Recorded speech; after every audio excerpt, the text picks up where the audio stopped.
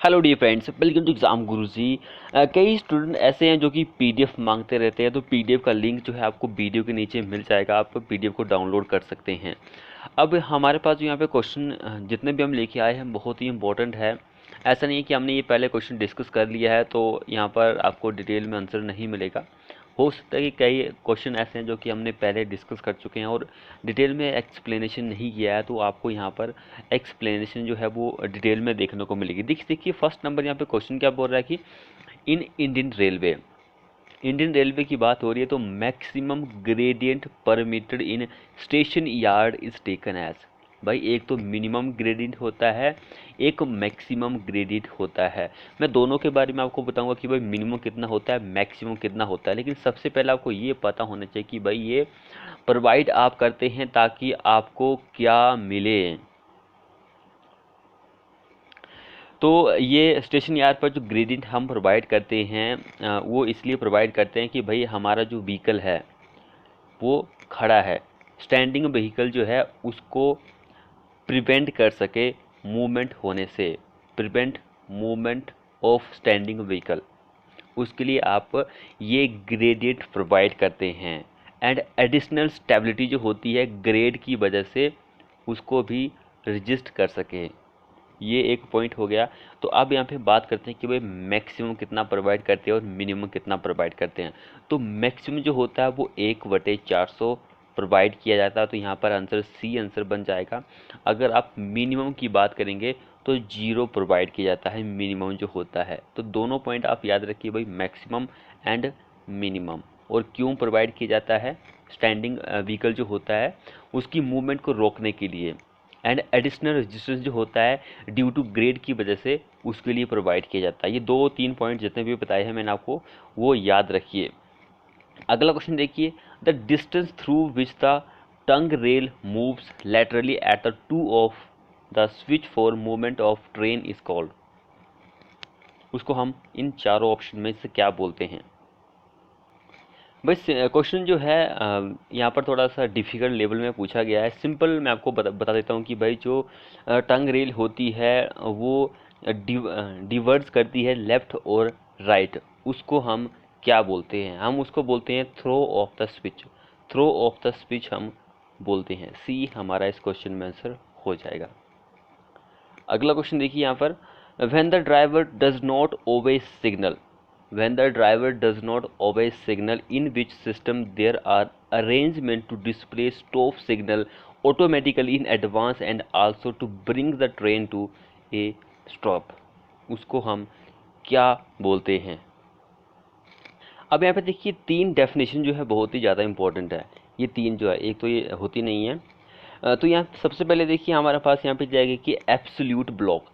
Absolute block क्या होता है, एब्सोल्यूट ब्लॉक ये होता है कि in this only one train जो होती है वो अलो की जाती है, वन ट्रेन जो होती है वो अलो की जाती है, other train path are blocked.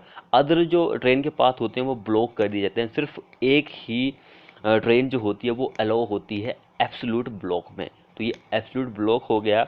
And automatically block जो होता है ये क्या होता है कि सीरीज ऑफ सिग्नल होता है that divide A railway into series of section. ये क्या होता है, ऑटोमेटिक ब्लॉक जो होता है ये होता है series of signal that divide A railway into A series of section which control the movement of train. तो ये ऑटोमेटिक ब्लॉक की डेफिनेशन हो गई। अब ये क्वेश्चन में पूछा गया है तो ये आंसर हमारा सी आंसर बन जाएगा। सेंट्रलाइज ट्रैफिक कंट्रोल जो होता है ये पूरा यहाँ पे दिया गया है, आप इसको पढ़ सकते हैं दोबारा से। अगला क्वेश्चन देखिए, the device use for changing the direction of engine is called. भाई इंजन की जो डायरेक्शन होती है उसको चेंज करने के लिए आप कौन सा डिवाइस यूज करते हैं। जिसने चैनल को अभी तक सब्सक्राइब नहीं किया है वो कर लीजिए और साथ में बेल आइकन को प्रेस कर लीजिए।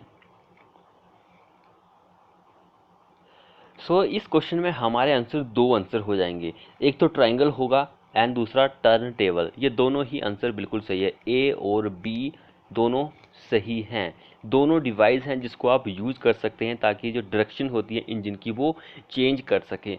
अब यहाँ पे 2 ऑप्शन और भी दिए गए हैं। ये दोनों जो ऑप्शन है वो क्या करते हैं, इसको आप यूज़ करते हैं ताकि प्रिवेंट कर सके मूवमेंट ऑफ व्हीकल का। मूवमेंट ऑफ व्हीकल, ये दोनों मूवमेंट जो होती है व्हीकल की उसको प्रिवेंट करते हैं, रोकते हैं बियॉन्ड। अब ये जो होता है बफर स्टॉप जो होता है ये beyond the end of rail at terminal पर करता है।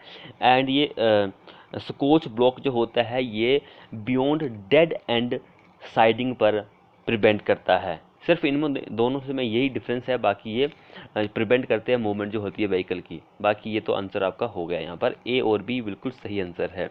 वैसे ये पंजाब का पीएससी बोर्ड जो है उसमें ये क्वेश्चन पूछा गया था, तो उसमें भी सिंपल ऐसे ही क्वेश्चन दिया था, लेकिन वहाँ पर ए और सी आंसर थे। तो ये जो है सी की जगह था, तो मैंने यहाँ पे ऑप्शन जो है थोड़े से चेंज कर दिए हैं। तो अगला क्वेश्चन देखिए यहाँ पे, following method is use to calculate the crossing angle. Following method is use to calculate the crossing angle. Crossing angle के लिए जो मेथड यूज होते हैं वो एक होता है राइट एंगल मेथड, दूसरा centre line method and isosceles triangle method. ये सारे मेथड जो होते हैं ये सारे यूज होते हैं ताकि आप क्रॉसिंग एंगल जो होता है उसको फाइंड आउट कर सकते हैं। अगला देखिए, acute junction are of the following types. Acute junction are the following types. So acute angle junction जो होता है वो तीन तरह के होते हैं, तो यहाँ पे तीनों ही दिए गए हैं। All option are correct, all the above is the correct answer. तीन तरह के होते हैं भाई, ये तीनों आप लिख लीजिए। एक्यूट जंक्शन जो होता है उसका एक और नाम होता है, वो होता है स्क्यू जंक्शन। ये भी आप याद रखिए, हो सकता है कि आपको एग्ज़ाम में इसको लेकर भी क्वेश्चन बन सके। भाई स्क्यू जंक्शन के नाम से आप एक्यूट जंक्शन को भी जानते हैं, आल्सो नाउन एज। बाकी ये तीन तरह के होते हैं, ये भी आप देख लीजिए। अब अगला क्वेश्चन देखिए, the overall length of A turn out. Overall जो लेंथ होती है टर्न आउट की is the distance between the end of stock rail and theoretical length of the tongue rail.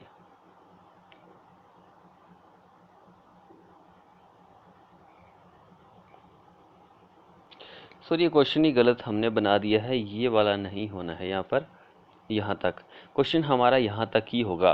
The overall length जो होती है turn out की is the distance between. भाई overall length जो होती है टर्न आउट की वो डिस्टेंस होती है between end of stock rail and throat of crossing के बीच की जो डिस्टेंस होती है उसको ओवरऑल लेंथ बोलते हैं टर्न आउट की।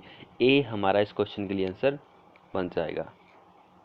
बाकी ये शायद ऐसे ही टाइप हो गया होगा, ध्यान कहीं और होगा टाइप करते टाइम शायद। अगला क्वेश्चन देखिए, the device use to transfer the weapon locomotive from parallel tracks without any necessity of shunting is called का उसको आप क्या बोलते हैं? ट्राइंगल, ट्रावर्सेस, स्कोच ब्लॉक या फिर नन ऑफ द एबव, क्या हम उसको बोलते हैं? वेरी वेरी इंपॉर्टेंट क्वेश्चन है ये। सो यहाँ पर जो हमारा आंसर रहेगा वो रहेगा ट्रावर्सर। ऑप्शन बी हमारा इस क्वेश्चन के लिए आंसर हो जाएगा। बाकी ट्रायंगल जो होता है वो उसके बारे में आपको बता चुका हूँ कि भाई ट्रायंगल जो होता है डायरेक्शन जो होती है उसको चेंज करने के लिए यूज़ किया जाता है इंजन की, या फिर लोकोमोटिव जो होता है उसकी। स्कोच ब्लॉक जो होता है इसके बारे में भी बता चुका हूँ कि भाई ये जो मूवमेंट होती है व्हीकल की उसको प्रिवेंट करने के लिए यूज़ किया जाता है। सो यहाँ पर बी हमारा इस क्वेश्चन के लिए आंसर बन जाएगा। अगला क्वेश्चन देखिए, according to railway board the limiting value of cant is. According to railway board the limiting value of cant is कितनी होती है?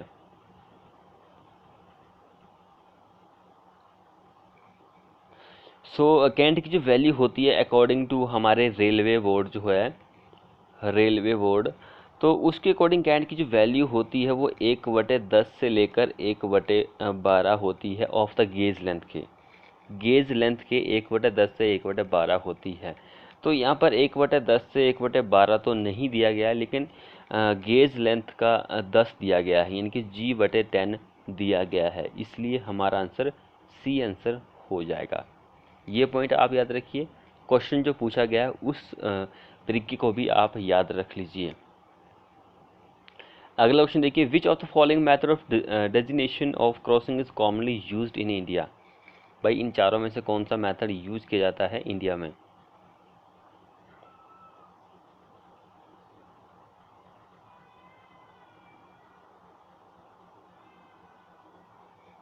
सो अगर आप डेजिग्नेशन की बात करेंगे तो उसके लिए जो इंडिया में मेथड यूज किए जाते हैं वो दो मेथड यूज किए जाते हैं।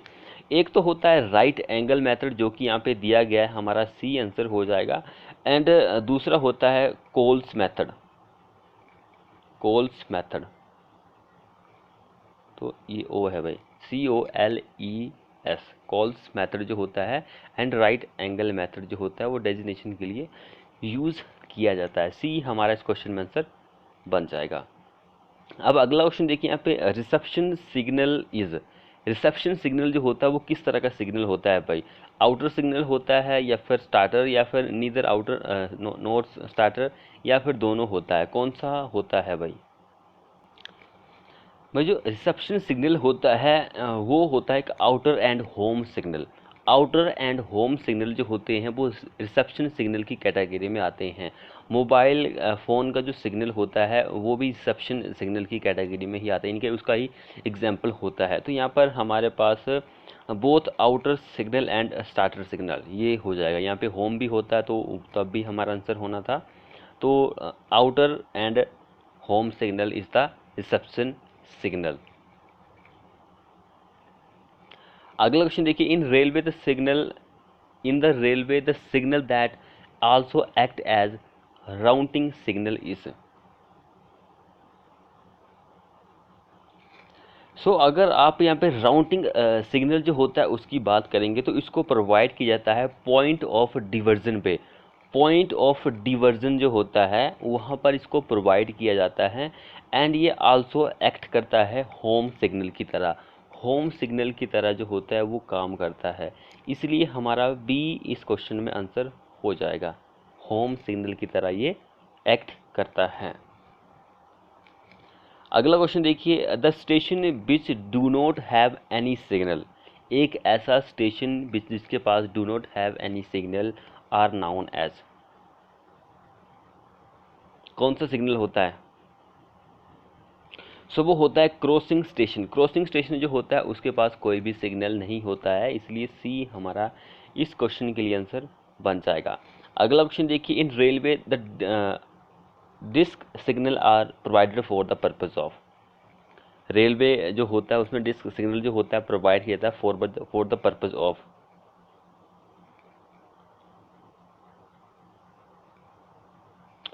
तो डिस्क सिग्नल जो होता है वो यूज किया जाता है शंटिंग के पर्पज़ के लिए। एंड ये शो करता है red strip on A white background, white background जो होता है उस पर ये रेड स्ट्रिप जो होती है उसको शो करता है। सो डी हमारा इस क्वेश्चन के लिए आंसर हो जाएगा। जिसने चैनल को सब्सक्राइब नहीं किया है वो कर लीजिए और साथ में बेल आइकन को प्रेस कर लीजिए। अगला क्वेश्चन देखिए, the height of A semaphore signal above the ground is, semaphore signal above the ground height जो होती है कितनी होती है? सो वो वही 7.5 मीटर होती है from the ground, ground level से 7.5 मीटर की हाइट पर होता है। बी हमारा इस क्वेश्चन के लिए आंसर हो जाएगा। अगला क्वेश्चन देखिए यहाँ पर, when semaphore and warner signal are installed on the same post then the stop indication is given when, stop indication जो होती है वो कब दी जाती है?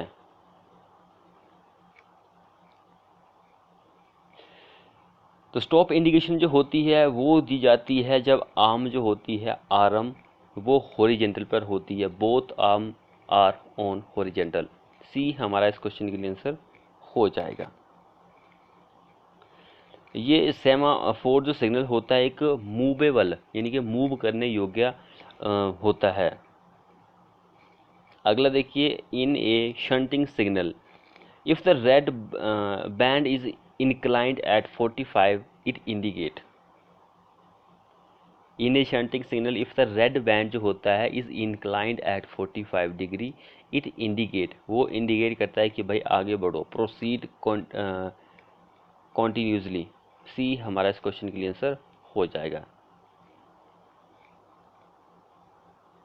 अब यहाँ पे 45 डिग्री पे था, यहाँ पर हो सकता है कि भाई it show green light in at night, green light at night, तो भी आपको प्रोसीड के लिए ही वो बोल रहा होता है, प्रोसीड के लिए ही वो बोल रहा होता है। अब यहाँ पर एक क्वेश्चन और भी बन सकता है इसको लेकर कि भाई red band of disc is in horizontal position. भाई रेड बैंड जो है डिस्क का वो किस में है, इन हॉरिजेंटल पोजीशन पर है।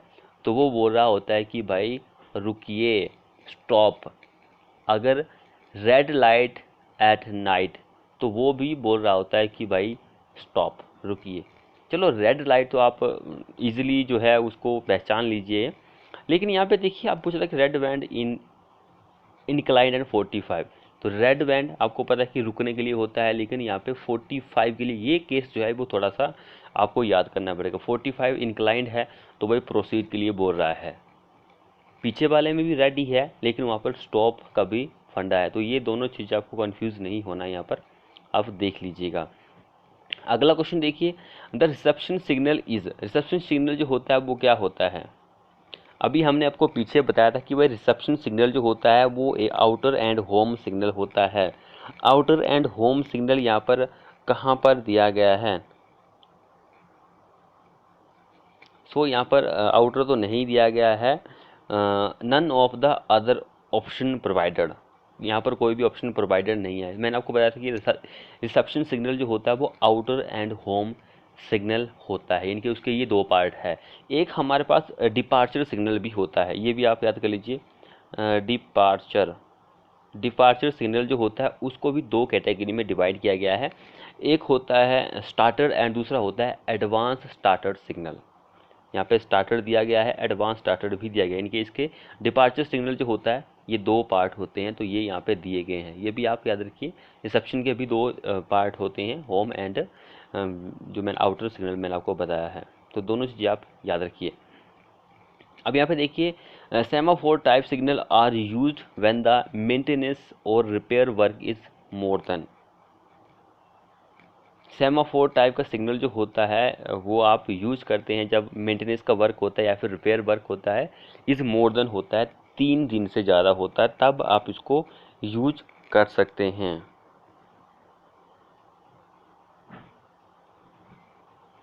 तो डी हमारा इस क्वेश्चन के लिए आंसर हो जाएगा। भाई ये बहुत ही ज़्यादा इंपॉर्टेंट है। अगला देखिए, shunting signal are known as, shunting signal जो होता है वो क्या होता है। सो भाई शंटिंग सिग्नल जो होता है एक ग्राउंड सिग्नल होता है। तो ये जो होता है स्लो मूव के लिए प्रोवाइड किया जाता है, स्लो मूव के लिए प्रोवाइड किया जाता है, ग्राउंड सिग्नल होता है। सी हमारा इस क्वेश्चन के लिए आंसर हो जाएगा। तो फ्रेंड्स ये थे हमारे मोस्ट एक्सपेक्टेड 20 क्वेश्चन। वीडियो को अपने दोस्तों के साथ शेयर करें। अगर आपने हमारे चैनल को अभी तक सब्सक्राइब नहीं किया है कर लीजिए और बेल आइकन को प्रेस कर लीजिए। तो PDF है, आपको वीडियो के नीचे लिंक मिल जाएगा, आप डाउनलोड कर सकते हैं।